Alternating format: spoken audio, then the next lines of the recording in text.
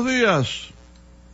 No tengo que decirle que yo soy un ferviente defensor del nuevo y eficiente programa de educación virtual del Ministerio de Educación para no perder el año escolar. Se acudió a esto por la idea que tuvo y la acción del eminente educador, ¿verdad? Doctor, profesor Roberto Fulcar. Entonces, hay que seguir pa'lante, ¿verdad? Corrigiendo las cosas que no estén correctas, vamos a decirlo así, o añadiendo algunas cosas que hay que añadir, porque usted se imagina lo que es de repente surgir con un programa, con una actividad, con una planificación para evitar que el virus se trague el año escolar. Eso no es una pendejadita. Ese es un esfuerzo muy, muy grande, titánico, hercúleo, un esfuerzo pedagógico de primera categoría, científico, magnífico. Entonces, los que se quejan, bueno, tendrán sus razones para quejarse, y algunas cosas que hay que hacer, ¿verdad?, se van haciendo sobre la marcha. Yo lo digo desde la distancia, porque yo no pertenezco al Ministerio de Educación, ¿verdad? No pertenezco al equipo de trabajo de mi viejo y querido amigo Roberto, ¿verdad? Es más, yo no he vuelto a ver jamás a Roberto. No, cuando lo iban a nombrar, ahora nombrado, no he vuelto a ver a mi amigo Roberto Fulcar, y con razón. Primero porque por prescripción médica yo no puedo salir de mi casa. Yo no estoy solamente en el programa de que quédese en casa. No, lo mío es una cosa mayor, más difícil, más complicada. Pero bueno, eso a ustedes no les interesa. El caso es que si no salgo, ¿cómo ve a Roberto? Además, ¿para qué voy a ver a Roberto? A quitarle tiempo, a distraerlo. Pues, ¿qué le voy a plantear? ¿Verdad? ¿Qué le voy a resolver? ¿Qué le voy a añadir? Etcétera. Y yo ni siquiera sé dónde vive Roberto. Fíjense, una amistad de tantos años. Ni él sabe dónde yo vivo. Ni él sabe mi teléfono, ni yo sé el de él, porque es que estamos, cada uno está en lo suyo. Yo estoy en lo mío, trabajando aquí con estos equipos, ¿verdad?, instalados en mi casa, ¿verdad?, específicamente en mi biblioteca, para poder trabajar. A pesar de los años y las enfermedades, sigo trabajando, porque tengo que producir. Entonces, es una situación difícil para yo ver a amigos. Tampoco hablo por teléfono, porque yo no tengo teléfono. Yo no creo en los aparaticos. No tengo teléfono. Tiene teléfono la doctora Margarita García, que se comunican con ella y es lo mismo. Me da el recado, o quizá me ponga alguien en el teléfono. Mira, tú no atiendes llamada, mira esta. ¿A qué viene este comentario? Ustedes dirán, pero estás reiterando. No.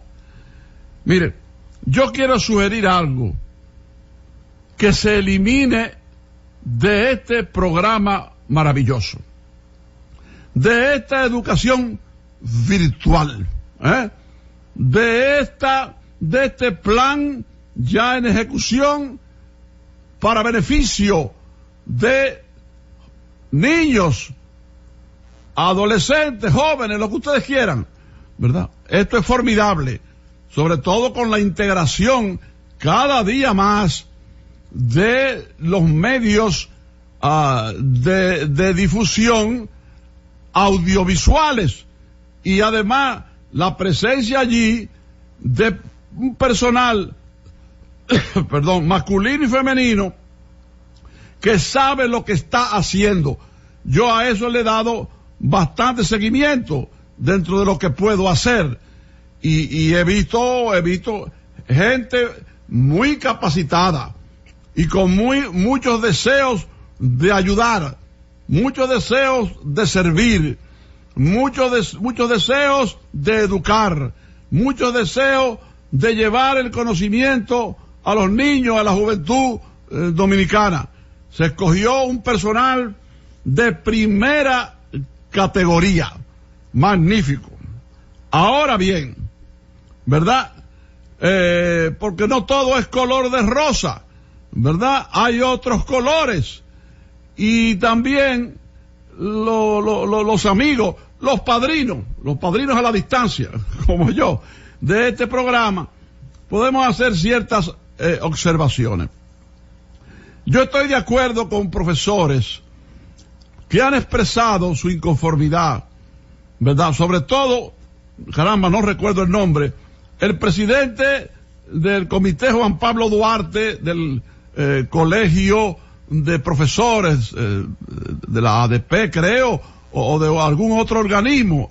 Ahí estoy enredado, pero no estoy enredado en el punto principal. Él pide que se elimine algo que yo estoy de acuerdo. Y que si yo lo hubiera visto primero que él, hubiera dicho lo mismo y le hubiera pedido a él que se sumara a la protesta tranquila, intelectual, didáctica, etcétera. Se trata de lo siguiente. En el 6º grado, ¿verdad?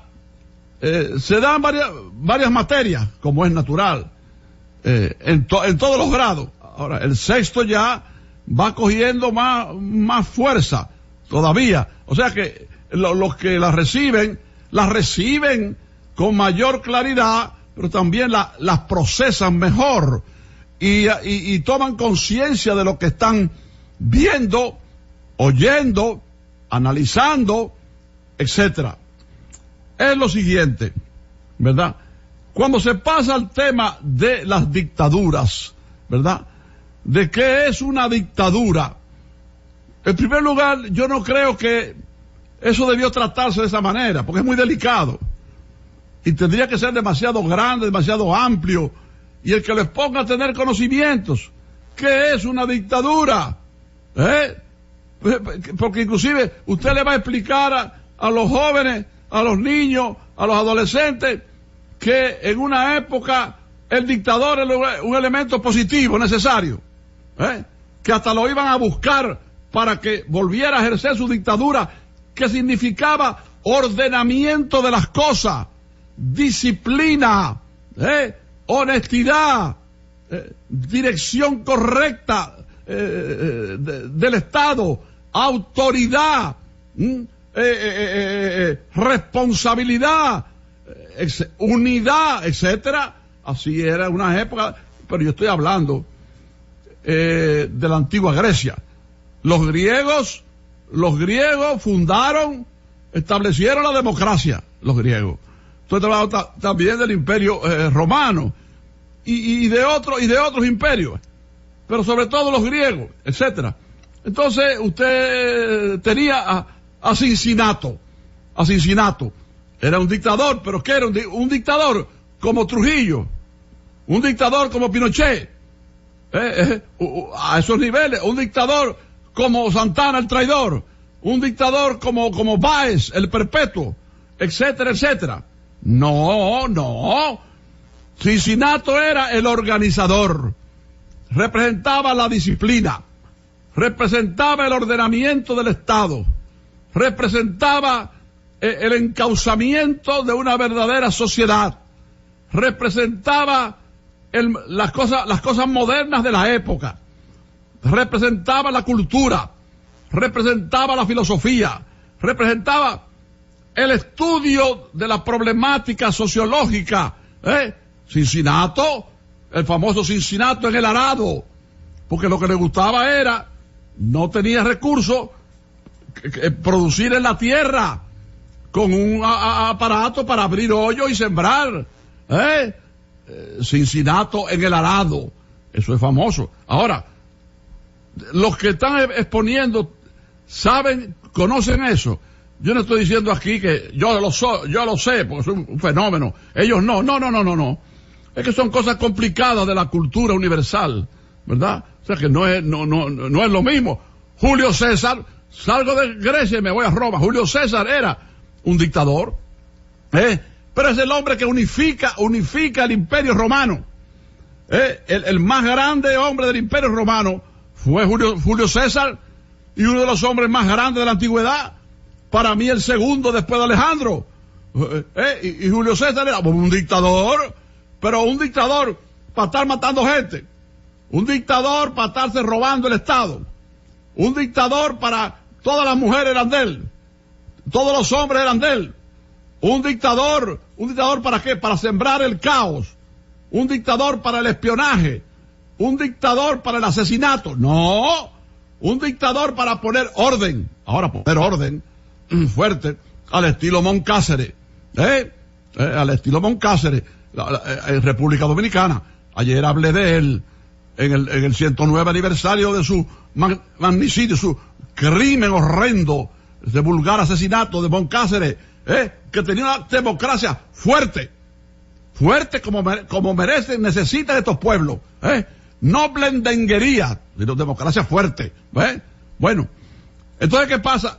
Julio César allí después que venció a los otros que formaban un triunvirato, que eran Craso y Pompeyo, los venció y se quedó con el poder, porque a eso que él aspiraba, al poder. Después fue a Grecia, después fue a Egipto, al imperio egipcio, y se enredó con Cleopatra, tuvo un hijo con Cleopatra, etcétera. Cleopatra se volvió loco con Cleopatra, digo, en términos de amores, era una hembra tremenda y una mujer muy culta. Lo mismo hizo Marco Antonio, que quería ser el sucesor de Julio César. Marco Antonio, que era su sobrino, pero que era un hombre extraordinario, pero quería unificar Grecia con Roma, Grecia con Roma, un solo imperio, con Cleopatra de emperatriz, de faraona. No podía ser, por eso vino la reacción de Augusto, el sobrino de Julio César. Vino la reacción y finalmente se envenenaron los dos, Cleopatra y Marco Antonio. Pero los que enseñan eso conocen esas cosas y 1.000.000 de cosas más que se adquieren en los libros. Yo me he pasado la vida leyendo, he leído más de 2 millones de libros. ¿Qué estoy diciendo? Llévenme allí a enseñar. No, ya yo no puedo enseñarme ni a mí mismo. Lo que quiero decir es que, debo aterrizar, que habría que explicar qué es una dictadura, qué era una dictadura en el pasado, después en el medioevo y en la actualidad, o en estos años, qué sé yo, para hablar en sentido general. ¿Qué es una dictadura? ¿Qué persigue un dictador? ¿Qué perseguía y qué persigue hoy? Entonces, ahí se habla, por eso yo digo que ese tema debió obviarse. No había necesidad de explicar a los niños, a los jóvenes, las dictaduras, ¿qué es una dictadura? Miren, una dictadura. No, eso tiene que ser una persona de una alta capacidad académica, de grandes conocimientos de los procesos históricos, de lo que es dividir dictadura de tiranía, lo que es dividir democracia auténtica de democracia, digamos, floja, etcétera. Entonces, ¿para qué poner un tema tan delicado? Que los expositores no van a tener ni siquiera tiempo para explicar todo el alcance de lo que es una dictadura. Además, pues, ¿para qué? ¿Para qué? Eso es lectura en el hogar de cultura general. Eso es después que los niños crezcan. Pero eso no es ahora. Porque no saben qué es eso. Y si no saben nadie explicárselo, y si se lo explican a medianía, no lo entienden. Porque son cosas muy complicadas que no pertenecen a un board escolar, que no pertenecen a un programa educativo. Eso de las dictaduras, ¿qué es una dictadura? No, pero ¿qué es una dictadura? Es una cosa muy seria. Señores, entonces se incurre además en un error. Primero, no debió incluirse un tema tan delicado. tan difícil de explicar, tan difícil de entender, tan difícil de desarrollar y sobre todo tan difícil de incluir en un programa tan maravilloso de educación, para aprovechar el año escolar y no desperdiciarlo. Entonces, ese tema no era necesario, por muchas razones, además. He dicho algunas, pero podría decir otras. Y hay otra cosa. Ahí mismo, en ese sexto grado, con ese tema de que es una dictadura, de personas que no pueden explicar completo que es una dictadura, y oyentes que no van a entender el tema. Pero bueno, el otro punto es, una dictadura es lo que pasa en Venezuela y en Cuba. Pero ¿y a qué viene eso? Pero que eso no, porque eso no, primero el tema de la dictadura no es un tema de una matrícula escolar de niños y de jóvenes. Y segundo, ¿por qué mencionar a dos países con los cuales República Dominicana tiene excelentes relaciones comerciales, económicas, científicas, deportivas, culturales, de todo tipo? Eso no viene al caso. ¿Por qué entonces poner esos ejemplos? ¿Por qué no decir entonces, bueno, como la hubo en Chile con el criminal Augusto Pinochet Ugarte, como la hubo aquí con Rafael Leónidas Trujillo, como la hay en África, en 8 de los países que se independizaron, y lo que hay unas tiranías de ladrones africanos asociados con los que le dieron de que la libertad, de que los imperios que los liberaron, mentira, una trampa. Se puede hablar de todo eso. Se puede hablar entonces de lo que fue República Dominicana bajo las tiranías de Trujillo, de Santana, por ejemplo, de Balaguer y sus 12 años de sangrienta dictadura. Entonces, ¿qué es eso? Eso luce hasta oportunista para los que pusieron eso de sexto grado, que estoy seguro que Roberto no lo sabe, ese punto, porque no lo puede estudiar todo. Ustedes saben lo que es eso. Eso es una cosa tremenda. Denle un chip de seguimiento para que ustedes vean. Van a acabar estremecidos. Entonces, eliminar ese tema de dictadura. Eso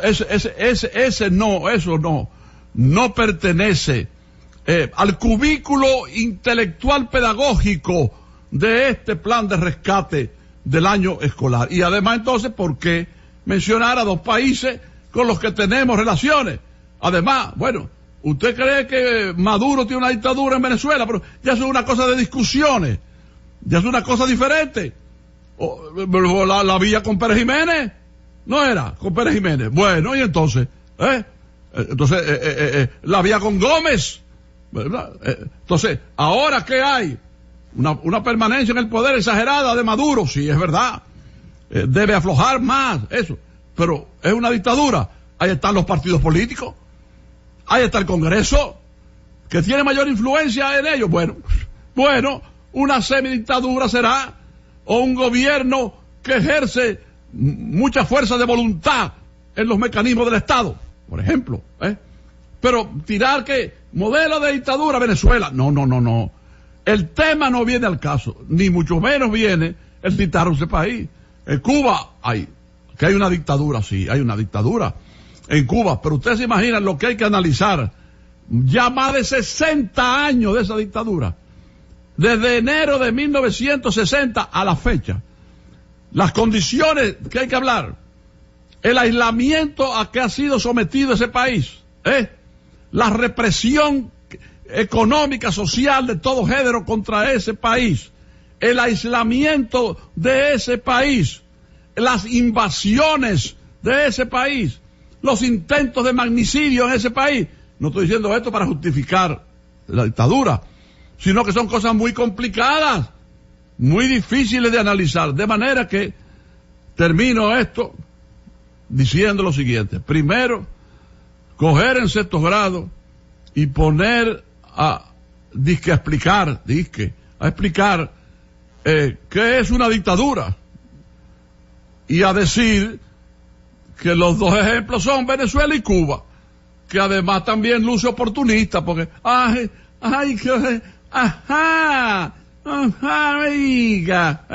no, dejen esa vaina. Está hablando el más grande defensor de ese programa, y el que hable mal delante de mí de ese programa tiene que batirse, no a tiro, porque yo no uso armas de fuego, ni siquiera con un machete, yo no uso armas blancas. Tiene que batirse intelectualmente. Pero bueno, vamos a otra cosa.